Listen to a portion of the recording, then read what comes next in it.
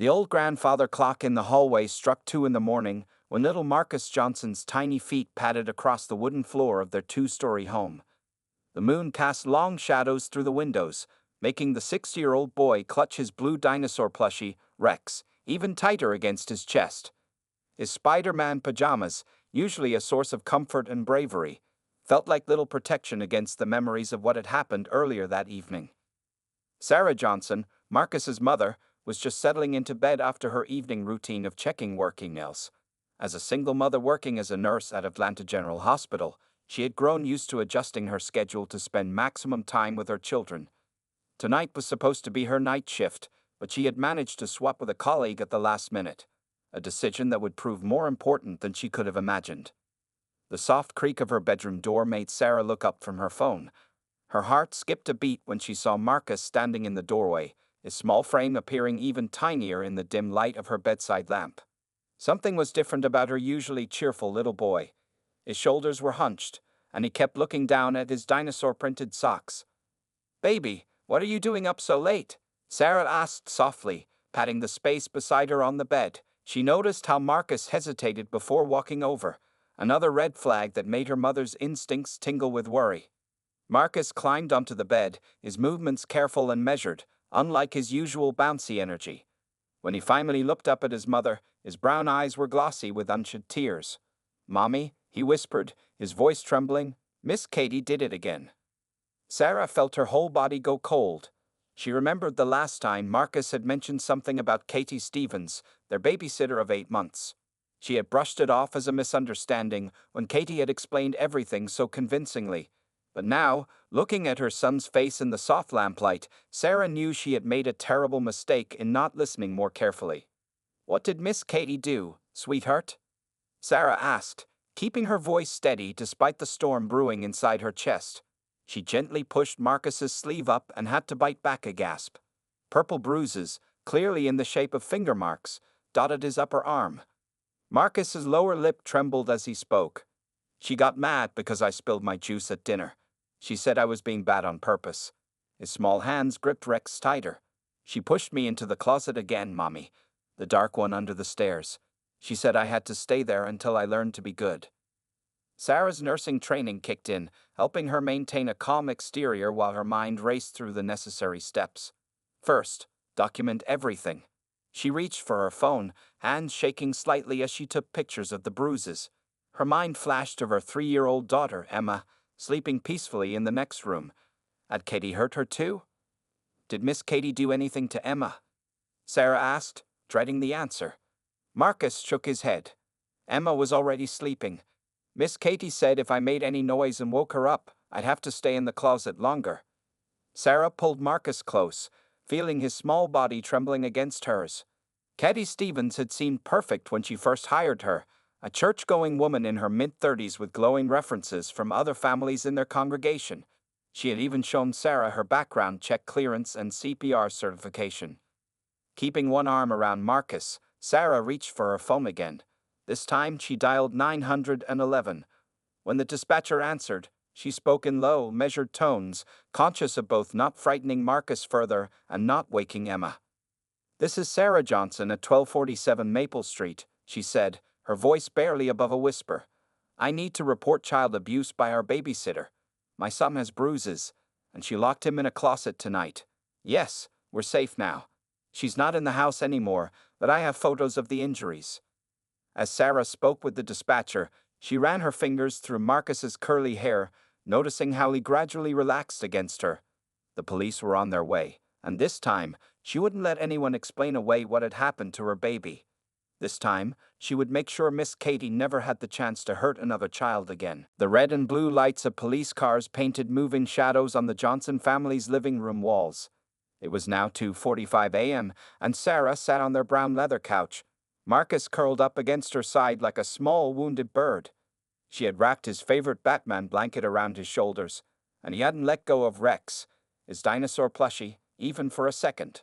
Officer James Chen and his partner, Officer Maria Rodriguez, moved quietly through the house, their voices kept low to avoid waking little Emma upstairs. Sarah had asked her next-door neighbor, Mrs. Thompson, to come over and stay in Emma's room. A kind elderly woman had arrived within minutes of Sarah's call, still wearing her flower print nightgown under her coat. "Can you tell me exactly what happened tonight, Mrs. Johnson?" Officer Chen asked, his notepad ready. His gentle voice and kind eyes helped Marcus peek out from where he had buried his face in his mother's side. Sarah took a deep breath, her nurse's training helping her stay focused. "I was supposed to work the night shift at the hospital, but I switched with another nurse at the last minute. Katie Stevens, our babysitter, didn't know I'd be home early." She pulled out her phone, her hands still shaking slightly. "I documented all the bruises with timestamps and photos." Officer Rodriguez sat on the coffee table across from Marcus, maintaining a safe distance. She had been specially trained in talking to young victims and knew not to make any sudden movements. "Hi, Marcus," she said softly. "I really like your dinosaur friend. What's his name?" "Rex," Marcus whispered, holding up the blue plushie slightly. "He helps me be brave." "Rex is doing a great job," Officer Rodriguez smiled. "Would it be okay if you told me about what happened with Miss Katie? Rex can stay right here with you the whole time." While Marcus began sharing his story in quiet whispers, Officer Chen was looking through the photos on Sarah's phone. His face grew serious as he swiped through the images of fingerprint-shaped bruises. Sarah had taken pictures from different angles, making sure to include a ruler for size reference, her medical background proving invaluable in documenting the evidence. "The closet under the stairs," Sarah said, her voice cracking slightly. "That's where she put him. Could you check it, please?" Officer Chen walked to the hallway and opened the small door under the stairs.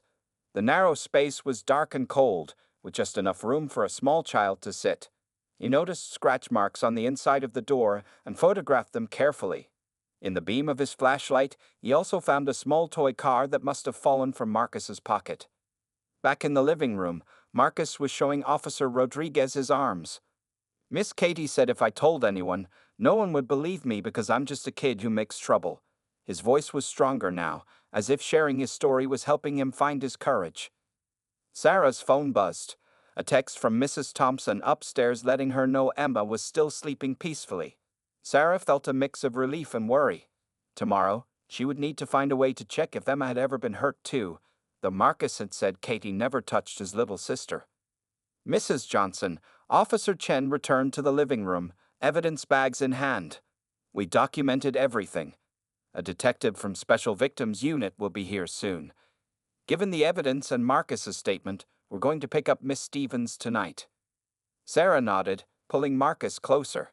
"I have her address and all her employment information in my files. She works at other homes too. There might be other children." "We'll check on that right away," Officer Rodriguez assured her, standing up. "You did exactly the right thing calling us immediately. Many times, these situations..." She paused, glancing at Marcus before choosing her words carefully.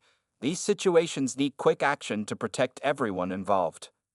As if on cue, another car pulled up outside. Through the window, Sarah could see a woman in plain clothes stepping out, carrying a briefcase. The detective had arrived. Marcus looked up at his mother, his small hand finding hers. "You believe me this time, right, Mommy?" Sarah felt tears filling her eyes as she hugged her son. "Yes, baby, I believe you, and I promise you're never going to see Miss Katie again. You're safe now." The grandfather clock in the hallway struck 3, its deep chimes marking the beginning of what would be a very long night, but also the start of justice for little Marcus Johnson. Detective Lisa Martinez had handled hundreds of child abuse cases in her 15 years with the Special Victims Unit, but something about Marcus Johnson's case struck a particularly deep chord. Maybe it was the way the small boy held onto his dinosaur plushie, or how his mother Sarah kept running her fingers through his curly hair, a gentle, protective gesture that spoke volumes. "Marcus, would you like to show me your room?" Detective Martinez asked, keeping her voice warm and friendly. She had changed out of her usual formal work clothes before coming, wearing instead a soft blue sweater that made her look more like a kind aunt than a police officer. "I heard you have an amazing dinosaur collection." Marcus looked up at his mother, who gave him an encouraging nod. "Can Rex come too?" he asked quietly, holding up his trusted plushie. "Of course. Rex seems like an excellent detective's assistant." Martinez smiled. Following Marcus up the stairs, Sarah started to get up, but the detective gently shook her head. Sometimes children find it easier to talk when their parents aren't in the room. We'll keep the door open. Marcus's room was a little boy's paradise, with dinosaur posters covering the walls and a nightlight that projected stars onto the ceiling. Detective Martinez sat cross-legged on the carpet, letting Marcus choose where he felt comfortable. He settled into his beanbag chair, Rex secure in his lap. "You have such a cool room," Martinez said, noting how Marcus relaxed slightly in his own space. She pulled out a special tablet with a recording app designed for child interviews.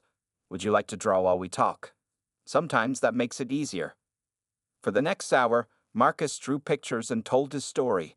He drew Miss Katie with angry red scribbles for hair. He drew the dark closet under the stairs, and how she would push him so hard sometimes he would trip on the bottom step. He drew himself crying in the closet, and Rex waiting for him on his bed. "Did Miss Katie ever do these things when other grown-ups were around?" Martinez asked gently. Marcus shook his head. "Only when Mommy was at work. She was nice when other people could see. She brought cookies to church and smiled a lot." He paused, adding dark clouds to his drawing. "But when we were alone, she said I was a bad boy who needed to learn respect." Downstairs, Officer Rodriguez was sitting with Sarah, going through text messages and emails between her and Katie Stevens. They found something interesting. Katie had often volunteered to work extra hours, especially night shifts, even when Sarah hadn't asked. She was targeting times when she knew she'd be alone with the children, Rodriguez explained to Sarah. "This shows a pattern of planned behavior." Sarah's hands trembled as she pulled up more messages. "Here, these are from 3 months ago. Marcus had started saying he didn't feel well on days when Katie was coming. I thought he was just trying to get out of having a babysitter, but now." Back upstairs, Marcus was showing Detective Martinez his special hiding spot behind his bookshelf. "Sometimes when Miss Katie got really mad, I would hide here. She couldn't fit back here." He pulled out a small box. "I kept these to show Mommy, but I was scared." Inside the box were small pieces of evidence that broke the detective's heart. A torn shirt sleeve, a paper where he had written "Please help" over and over, and a Band-Aid wrapper from when he had hit his head trying to get away from Katie. Detective Martinez documented everything carefully. "Marcus, you're being so brave right now. Do you know that? What you're doing is helping make sure Miss Katie can't hurt any other kids." A small spark appeared in Marcus's eyes. "Really? Like a superhero?" "Exactly like a superhero." Martinez smiled, watching as Marcus sat a little straighter in his beanbag chair. "Heroes tell the truth even when it's scary, and they help protect other people. That's exactly what you're doing." When they finally came back downstairs, Sarah was surprised to see Marcus walking taller, Rex still tucked under his arm, but held with more confidence now. Detective Martinez had helped him understand that speaking up didn't make him weak, it made him strong. "Mrs. Johnson," Martinez said, her voice firm but kind, "we have more than enough evidence to move forward. Officers have already picked up Miss Stevens from her home. She's being questioned right now." Sarah pulled Marcus close, feeling his small body relax against her. The investigation was only beginning, but for the first time since Marcus had walked into her bedroom just hours ago, she felt hope. The truth was finally coming to light, and her brave little boy had helped make it happen. The news spread through the quiet Atlanta suburb like wildfire. By Sunday morning, the Pleasant Grove Baptist Church's usual peaceful atmosphere was replaced with worried whispers and shocked faces. Kathy Stevens, their trusted children's ministry volunteer and beloved babysitter, had been arrested for child abuse. Pastor Michael Roberts stood at the church entrance, his normally cheerful face lined with worry as he greeted families. Many parents clutched their children's hands tighter than usual, their minds racing back to times when Katie had watched their kids. "I just can't believe it," Mrs. Anderson whispered to another mother in the church hallway, her eyes wet with tears. "She taught my Tommy in Sunday school for 2 years. He always said he didn't like her class, but I thought he was just being difficult." Her hands shook as she pulled out her phone to show text messages from Katie, offering to babysit Tommy for free when Mrs. Anderson had to work late. Sarah Johnson sat in the back pew with Marcus and Emma, feeling the weight of every stare and whispered conversation. Marcus wore his favorite blue bow tie, but he kept his dinosaur Rex close, hidden in his mother's large purse where he could reach him if needed. 3-year-old Emma, still too young to understand what was happening, colored quietly in her princess coloring book. Detective Martinez had warned Sarah this would happen. Communities often struggle when abuse happens within their trusted circles, she had explained. Some people might not want to believe it. Others might remember signs they missed and feel guilty. As if proving the detective's words, Mrs. Peters, the church secretary, approached Sarah with tears in her eyes. "Sarah, I should have told you months ago. I saw Katie grab Marcus's arm really hard in the church parking lot once. She said he was running toward the street, but something felt wrong. I convinced myself I was overreacting." Before Sarah could respond, another mother hurried over. "My Jessica told me Katie would make her stand in a corner for an hour if she spilled anything during snack time. I thought she was exaggerating." More parents began gathering, each with their own story of strange behavior they had dismissed. Pastor Roberts called an emergency meeting after the service. The church basement, usually used for potluck dinners and youth group meetings, was packed with concerned parents. Sarah sat near the door, allowing Marcus to play with other children in the supervised nursery upstairs. "Our community has been shaken," Pastor Roberts began, his voice heavy with emotion. "But we must focus now on supporting the victims and ensuring this never happens again. The police have set up a special hotline for any families who suspect their children might have been hurt." Detective Martinez, who had been invited to speak, stood up next. She had traded her casual clothes for a professional suit, but kept her gentle demeanor. "Predators often choose positions of trust," she explained. "They count on our reluctance to believe bad things about people we know. Katie Stevens worked hard to build a perfect public image while abusing that trust in private." Parents raised their hands one after another, asking questions that revealed how deeply Katie had woven herself into their community. She had offered emergency babysitting services to single mothers, volunteered at the church's summer camp, and even organized the children's Christmas pageant. She used her reputation to get access to children, Detective Martinez continued. But thanks to Marcus Johnson's bravery in speaking up, and his mother's quick action in calling the police, we were able to stop her before she could hurt more children.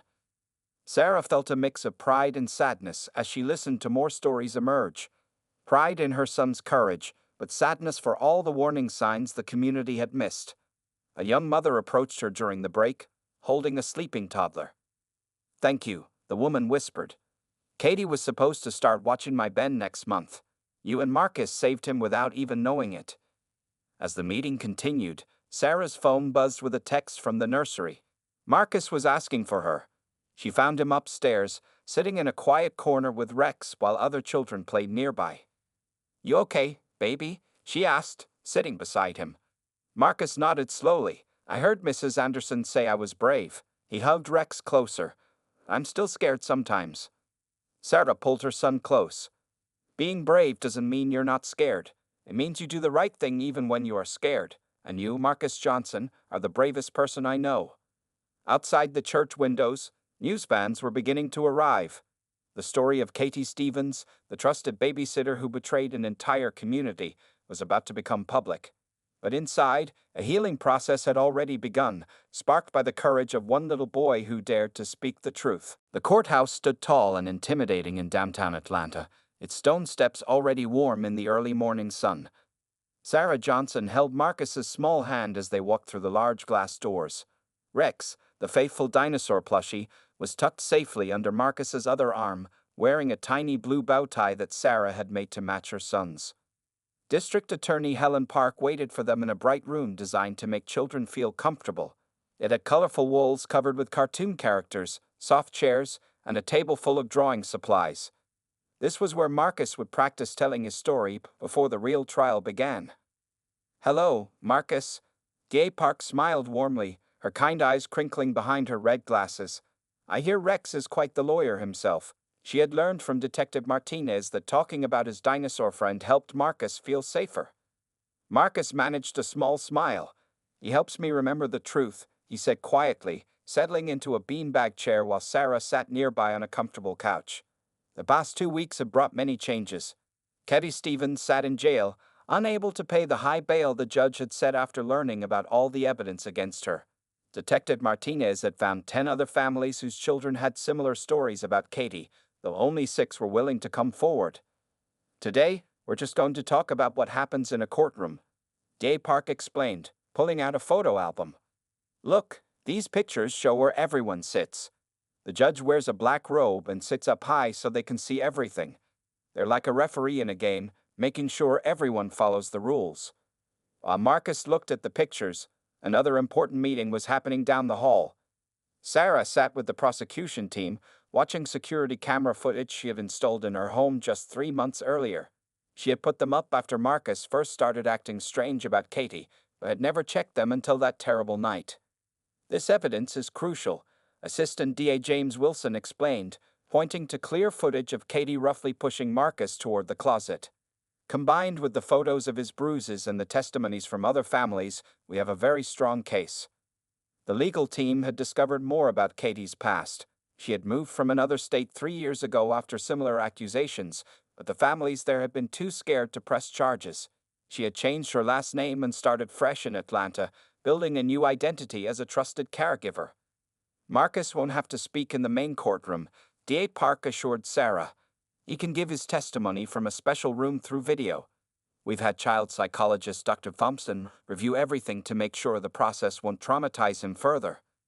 Later that afternoon, Marcus practiced sitting in the special testimony room. He held Rex close as he answered questions, his voice getting stronger each time he told his story. The room had a big screen where he could see DA Park, but he wouldn't have to see Katie at all. Remember, Dr. Thompson said gently, sitting nearby, you can take breaks whenever you need them. If you feel scared or confused, just say, I need Rex time, and we'll pause everything. Sarah watched through the observation window, tears in her eyes as she saw her son's courage. Detective Martinez stood beside her, a supportive hand on her shoulder. The evidence from your security cameras alone could put her away, Martinez said quietly. But Marcus's testimony, his bravery in speaking up, it's going to help other children find their voice too. That evening, as Sarah tucked Marcus into bed surrounded by his dinosaur collection, he asked a question that surprised her. Mommy, after the trial, can we help other kids who are scared like I was? Sarah pulled his dinosaur blanket up to his chin. What do you mean, baby? Maybe Rex and I could talk to them, Marcus yawned. Tell them it's okay to tell somebody when bad things happen, that the grown-ups will believe them. Sarah felt her heart swell with pride. Even after everything he'd been through, her son was thinking about helping others. That's a wonderful idea, she whispered, kissing his forehead. As Marcus drifted off to sleep, Sarah checked her phone. There was a message from DA Park. Katie's lawyer called. They want to make a deal. She'll plead guilty to all charges if Marcus doesn't have to testify. Sarah looked at her sleeping son, Rex tucked safely in his arms. Tomorrow, they would make that decision together. For now, she was just grateful that her brave little boy could finally sleep peacefully, knowing he was safe and believed. The children's wing of Atlanta Healing Center looked nothing like a typical doctor's office. Its walls were painted with jungle scenes, and soft music played in the background. Marcus Johnson sat in the waiting room, drawing a picture while his mother Sarah filled out some papers. Rex, his dinosaur plushie, watched over his artwork from its special spot on the table. Dr. Emily Thompson, a child psychologist who specialized in helping kids who had been through trauma, opened her office door with a warm smile. Her office was even more interesting than the waiting room. It had a sandbox for play therapy, a dollhouse, and a special corner filled with stuffed animals. But what caught Marcus's eye was the collection of dinosaur figures on a shelf. I heard you're quite the dinosaur expert, Dr. Thompson said, noticing his interest. Would you like to see my collection while your mom and I talk for a minute? Marcus looked at Sarah, who nodded encouragingly. Rex can help you check if she has all the right species, Sarah suggested, watching as her son carefully carried his trusted plushie to the dinosaur shelf. Dr. Thompson spoke quietly with Sarah near the door. The first few sessions will focus on making Marcus feel safe and comfortable here. We'll let him lead the way in how he wants to express his feelings. It had been 3 weeks since Katie Stevens had accepted the plea deal. She would spend 7 years in prison, and she would never be allowed to work with children again.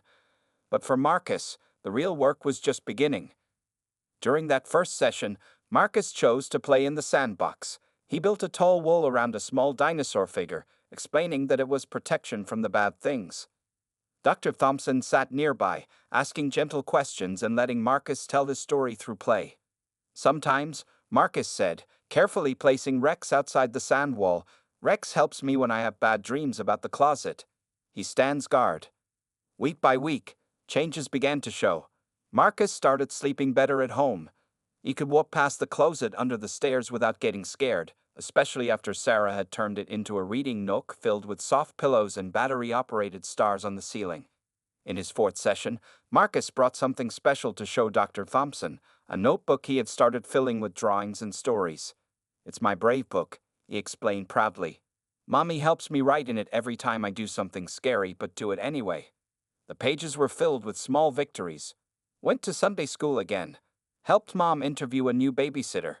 Told Emma it's okay to be scared sometimes. Each entry had a small dinosaur sticker next to it. Sarah had her own healing to do. She joined a support group for parents of children who had experienced trauma. Every Tuesday evening, while Marcus had a special play date with his aunt, Sarah sat in a circle with other parents who understood her feelings of guilt and anger. "I should have seen the signs earlier," she said during one meeting, wiping tears from her eyes. "But I'm learning that blaming myself doesn't help Marcus heal." The group leader, Ms. Martinez, no relation to the detective, nodded wisely. "You're showing Marcus the most important thing now, that it's okay to ask for help, and that healing takes time." By the second month of therapy, Marcus had started using the dollhouse to act out different scenarios. He created stories where the small doll figures helped each other feel safe. Sometimes, he even played the role of a helper himself. "This doll is scared," he explained to Dr. Thompson one day, holding up a small figure. But the dinosaur teacher tells him it's not his fault, and that brave people ask for help. Dr. Thompson noticed how Marcus sat taller when he played these helper roles. "It seems like you're becoming quite good at knowing how to help others feel safe," she observed. Marcus nodded, arranging the dolls carefully. "Mom says sometimes the bravest thing is telling your story so other kids know they can tell theirs too." At home, Sarah started noticing more positive changes. Marcus laughed more easily. He played with his little sister Emma without constantly checking for danger. He even helped Sarah set up a feelings corner in their living room, complete with comfort items and calming activities for both children. One evening, as Sarah tucked Marcus into bed, he hugged Rex close and said something that made her heart swell. "Mom, Dr. Thompson says everyone has hard days. We're getting stronger every day. Even Rex thinks so." Sarah kissed his forehead, noting how peaceful he looked compared to those first terrifying nights after Katie's abuse came to light. "You're right, baby," she whispered. "We all get stronger together." The Georgia State Capitol building was packed with people on a warm Tuesday morning. Sarah Johnson stood at the podium, her hands steady as she arranged her notes. Marcus sat in the front row between Detective Martinez and Dr. Thompson. Rex the dinosaur perched proudly on his lap. The dinosaur wore a small tie that Marcus had picked out specially for this important day. "My name is Sarah Johnson," she began, her voice clear and strong. "6 months ago, my 6-year-old son Marcus helped uncover a truth that no child should ever have to tell. Today, I'm here to talk about House Bill 247, which we're calling Marcus's Law." The room was filled with lawmakers, parents, and news cameras. In the months since Katie Stevens had gone to prison, Sarah had transformed her anger and pain into action. She had worked with State Representative Maria Garcia to write a new law that would make childcare safer for all children. Right now, babysitters and part-time childcare workers don't have to go through the same background checks as full-time daycare workers, Sarah explained. Katie Stevens used this gap in our system to hurt children in multiple states. She simply moved and changed her name when people started asking questions. Marcus watched his mother speak, feeling proud even though some of the big words were hard to understand. He knew this was about making sure other kids wouldn't have to go through what he did. Dr. Thompson had helped him understand that being part of positive change could help his own healing. Representative Garcia stepped up next, pointing to a large screen showing pictures of children who had been hurt by unregistered caregivers. "Marcus's law will create a statewide database of childcare workers," she explained. "Every babysitter who wants to work with children must register, get fingerprinted, and have a complete background check that covers all states." In the audience, other parents who had trusted Katie Stevens nodded in agreement. Mrs. Anderson, whose son Tommy had been in Katie's Sunday school class, wiped tears from her eyes. Next to her, Pastor Roberts from Pleasant Grove Baptist Church took notes. planning to implement these safety measures in all church programs. Detective Martinez stood up to speak next. In my 15 years working with Special Victims Unit, I've seen too many cases where predators moved from state to state, staying just ahead of investigations. This law will help stop that pattern. The detective gestured to a stack of papers on her desk. These are statements from 50 families across 3 states who were hurt by just one person who slipped through the cracks in our system. But today, we have a chance to fix those cracks. Sarah returned to the podium, her voice growing stronger. Marcus's law will also require all childcare workers to wear body cameras during their shifts if they're alone with children. We'll mandate regular check-ins and create a simple way for children to report if they feel unsafe. In his seat, Marcus squeezed Rex tighter as some of the lawmakers looked his way. Dr. Thompson had helped him practice for this day, explaining that some people might want to take his picture or ask him questions. He could say no if he didn't feel comfortable. The most important part of this law, Sarah continued, is the education program. We'll teach children that they have the right to feel safe, and that adults will believe them when they speak up. We'll train parents to recognize warning signs, and we'll create support systems for families who need help. Representative Garcia shared the cost analysis next, showing how the program would be funded through registration fees and state support. But the real power of the presentation came when Sarah played a recording, one that Marcus had helped make with other kids from his therapy group. "We deserve to feel safe," the children's voices said together. "We deserve to be believed. We deserve to be protected." The recording ended, and the room fell silent. Then, starting from the back, people began to stand up. Soon, the entire chamber was giving a standing ovation. Marcus looked up at Dr. Thompson, who smiled and whispered, "You helped make this happen." As the lawmakers began their formal discussion of the bill, Sarah returned to her seat next to Marcus. He leaned against her side, still holding Rex close. "Mom," he whispered, "are they going to make the law because of me?" Sarah kissed the top of his head. "They're making it because you were brave enough to speak up, and because every child deserves to be as brave as you." Outside the Capitol building, news crews were setting up their cameras, preparing to share the story of how one little boy's courage was about to change the law and help protect children across the state. 1 year had passed since that terrifying night when Marcus Johnson had whispered, "The babysitter did it again." The calendar on the Johnson family's kitchen wall now showed a very special date circled in red. Marcus's Law, first anniversary celebration.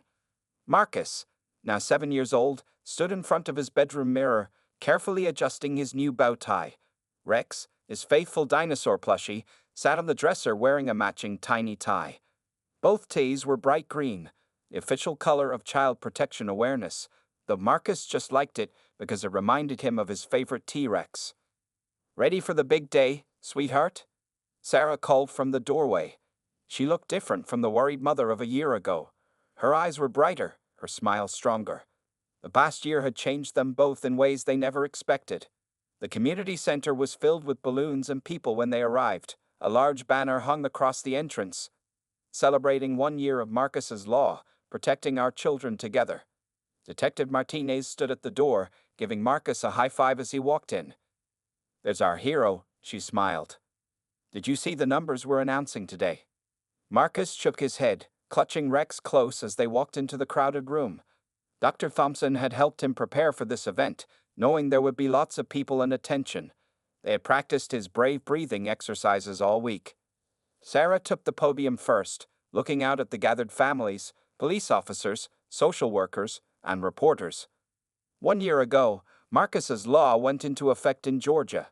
Today, we're here to share what that has meant for our children.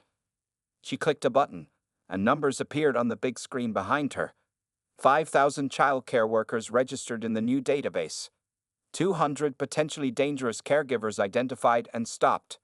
50 support groups created for families. 100 schools running new safety awareness programs. But the most important changes couldn't be measured in numbers. Marcus looked around the room, seeing other kids wearing green ribbons like his. Some of them he knew from Dr. Thompson's group therapy sessions. They weren't just victims anymore. They were survivors helping other children. The new system had already caught 3 people trying to change their names and moved to Georgia after having problems in other states. Sarah called them Katie Stevens cases, and each time they stopped one, Marcus felt a little bit stronger. Little Emma, now 4 years old, played nearby with other children in the special activity area. They were drawing pictures and playing with toys while wearing small badges that said Safety Champion, part of the new educational program that taught kids about their rights in age-appropriate ways. Pastor Roberts stepped up to speak next. Pleasant Grove Baptist Church had become a leader in implementing child protection measures. Because of Marcus's courage, he said, every church in our network now has safety cameras, 2 adult policies, and regular check-ins with children. Marcus sat straighter in his chair when he heard this. Dr. Thompson had explained how his story had created a ripple effect. Like throwing a stone in a pond, the waves kept spreading out to help more and more people. Mrs. Anderson was there too, with her son Tommy. They were part of the parent-child support network that Sarah had helped create. My Tommy is going to middle school next year, she told the crowd. And for the first time, I'm not afraid to let him have after-school care. That's what Marcus's law gave us, peace of mind. The biggest surprise came when Detective Martinez unveiled a new program. Today, we're launching the Rex's Helpers Initiative, she announced, holding up a stuffed dinosaur wearing a police badge. Every child who reports unsafe situations will get their own Rex, reminding them that being brave means speaking up. Marcus hugged his original Rex close, feeling proud. His dinosaur friend had become a symbol of hope for other kids. Dr. Thompson said this was part of turning something scary into something helpful. As the celebration continued, Sarah watched Marcus playing with other children, noticing how he moved with more confidence now. The closet under their stairs had become a cheerful reading nook, complete with fairy lights and comfortable pillows. Marcus called it his brave space instead of his scary place. Later that evening, as Sarah tucked Marcus into bed, he asked a question that showed just how far they'd come. "Mom," he said sleepily, still holding Rex close, "can I help teach the new kids in Dr. Thompson's group about brave breathing?" Sarah smiled, adjusting his dinosaur blanket. "Of course you can, baby. That's what healing looks like, using our strength to help others find theirs."